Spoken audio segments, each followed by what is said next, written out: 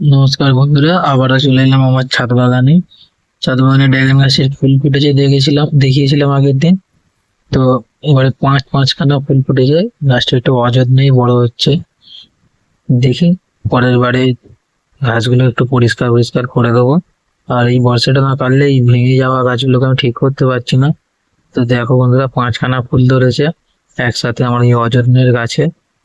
3 বছর পরে একটা ফল পেয়েছি, তারপরে সেই ফলটা হারভেস্ট করে নেওয়ার পরেই পাঁচখানা ফুল ধরেছে। তো তোমরা তোমাদের ড্রাগন গাছে কি কি খাবার দাও আমাকে একটু জানিও। আমি মোটামুটি এই খোল আর পেঁয়াজ খোসা, আলু খোসা এইসব দিয়েই আমার গাছটাকে বড় করে তুলেছি। এবছর কিছু নতুন নতুন ডালও হয়েছে। দেখা যাক পরের বছর কতগুলো কি ফল হয়।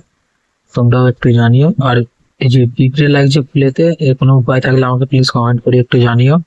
কারণ তোমাদের ছাদ বাগানের মতো আমার ছাদ বাগানটাও একটু সাজিয়ে নিতে চাই। আর এই যে আমার ড্রাগন ফলের গাছ, এত বড় গাছ হয়েছে, পাঁচখানা ফুল। ফুলগুলো কত সুন্দর হয়েছে, তোমরা আশীর্বাদ করো যেন সব ফুলগুলো একটা করে ফল হয়। এটাই আবার দুটো হয়েছে দেখলাম। তো গ্রামের মধ্যে ছাদেতে এরকম একটা গাছ তৈরি করেছি। তোমাদের আশীর্বাদে যদি গাছটাকে আরো বড় করতে পারি।